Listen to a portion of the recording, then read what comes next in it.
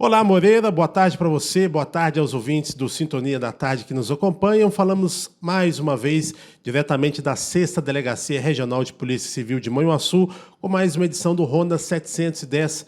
E hoje, novamente, temos a satisfação de receber a delegada da DEAN, a Delegacia Especializada de Atendimento à Mulher, doutora Adline Ribeiro. Doutora Adline, mais uma vez, obrigado pela participação. Uma boa tarde para a senhora. Boa tarde, Danilo. Boa tarde, Moreira. Estamos aí novamente. Boa tarde a todos e a todas que estão aí nos assistindo, nos ouvindo. Exato, doutor. Hoje falamos sobre levantamentos apresentados pela Delegacia Especializada de Atendimento à Mulher, Moreira. É mais um balanço das atividades realizadas. Doutora, quais são os principais desafios, ou foram os principais desafios, enfrentados pela Delegacia da Mulher em Manhuaçu no enfrentamento à violência em 2023? Então, Danilo, os desafios são sempre os mesmos, né? Que é conscientizar homens e mulheres sobre a violência doméstica. Como a gente disse em alguns programas atrás, aí a mulher sempre tem uma dificuldade em se conscientizar que estão vivenciando a violência doméstica, mas mais do que isso, os homens também têm uma dificuldade em aceitar o que é violência doméstica, quais são os tipos de violência, em virtude daquele todo patriarcado, aquele contexto histórico que nós vivenciamos, em que os homens sempre se acharam donos, as mulheres propriedades. Então, hoje em dia, quando uma mulher deseja, manifesta a vontade ali de pôr fim no relacionamento, o homem de cara já fala, não, se você não for minha, você não vai ser de mais ninguém. E isso quer dizer isso, né? Que ele tem aquela mulher como propriedade dele, em que ela não pode tomar suas decisões. Então, o nosso grande desafio, resumidamente falando, Danilo, é justamente esse: conscientizar homens e mulheres dessa situação, porque a partir do momento em que todos nós, né, tenhamos esse entendimento, as coisas melhoram bastante, a violência doméstica diminui sobremaneira, porque aí cada um no seu cadado, cada um se respeitando. Então, esse, com certeza, é o nosso desafio diário.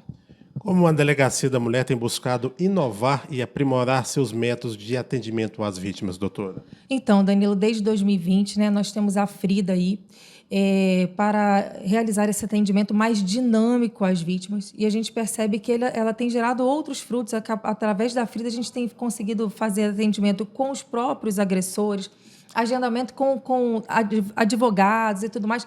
Para quê, Danilo? Para a gente evitar a presença de pessoas aqui na delegacia de maneira desnecessária. E isso faz com que o nosso atendimento aqui, o nosso trabalho aqui diário, né, meu, da escrivã, do investigador, dos estagiários, enfim, ele seja mais dinâmico, porque a gente vai atendendo tudo pelo WhatsApp.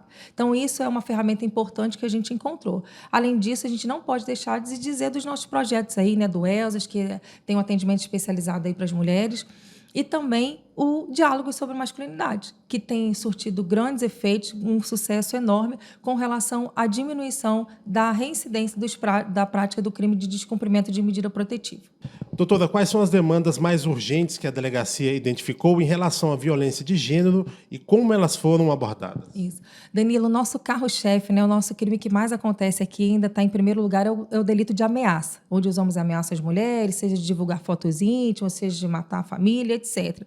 Só que a gente percebe, Danilo, que temos também aí os crimes de feminicídio, que também são muito importantes e precisam ser apurados para que aquele agressor pague pela penalidade dele. Só que o que eu sempre converso é o seguinte, Danilo, é claro que o crime de ameaça, ele é um crime com uma pena mais leve, uma pena menor, mas ele é tão importante para aquela pessoa que a gente acaba tratando ele como importante para ela.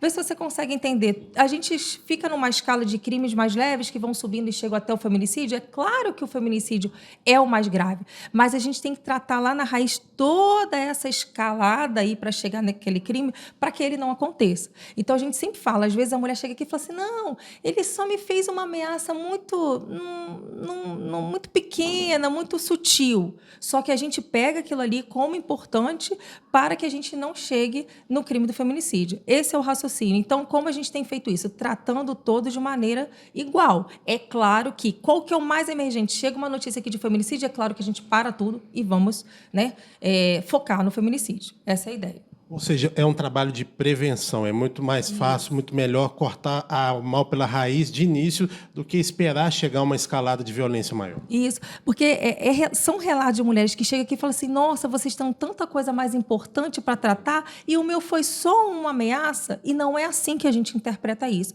porque aquela ameaça para ela foi tudo. né? Assim como a família que perdeu uma mulher, também foi tudo. Mas a gente tem que ir trabalhando isso, né, na balança para lá e para cá, de uma forma que a gente realmente evite o mal maior.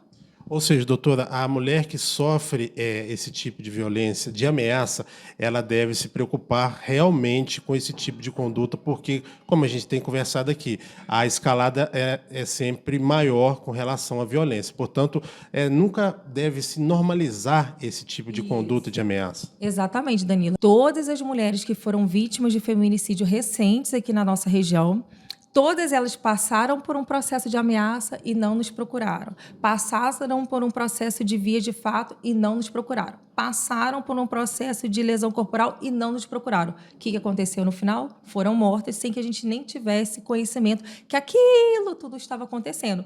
Sendo que existem recursos para que a gente mate esse mal pela raiz, vamos dizer assim. E é por isso que é importante que as mulheres não podem naturalizar, não podem deixar para lá quando acontece o primeiro ato de violação dos direitos dela.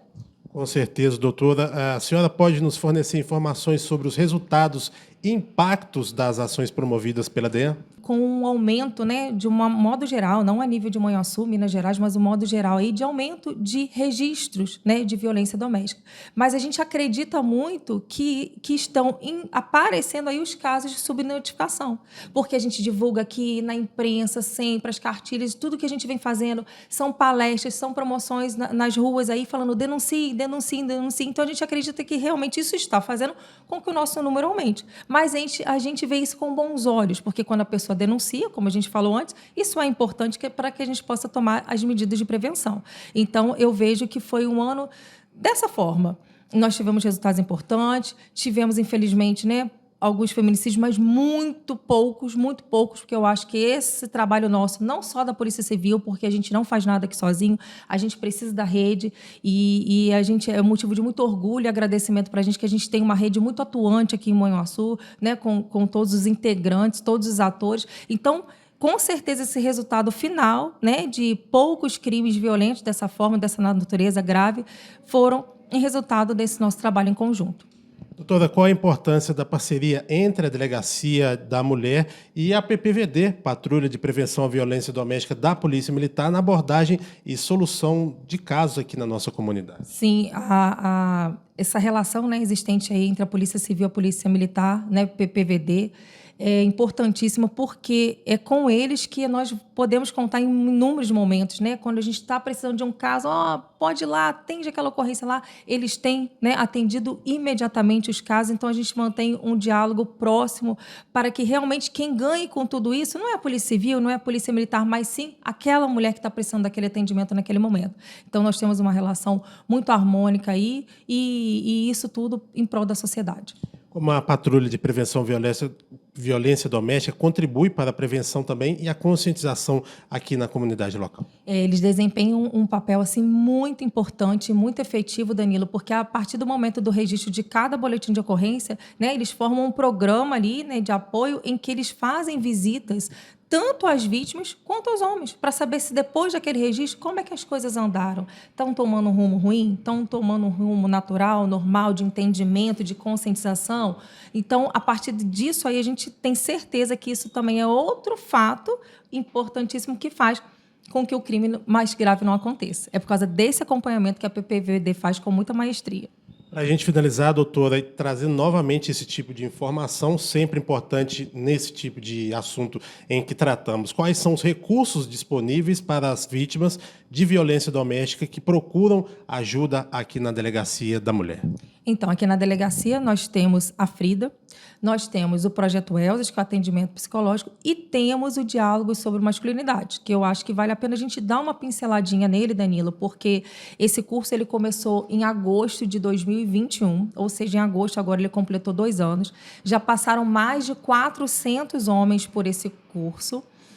E eu tenho para te falar, a gente está fechando um número ali, mas a gente não teve desses 400 casos, 400 homens, nem 25 casos, 30 casos de descumprimento de medida protetiva. E isso é um número muito, muito, muito satisfatório. Por quê, Danilo? Antes desse curso acontecer, nós tínhamos, vamos dizer, dos 400 casos, nós tínhamos 200 casos de descumprimento. Mais ou menos isso.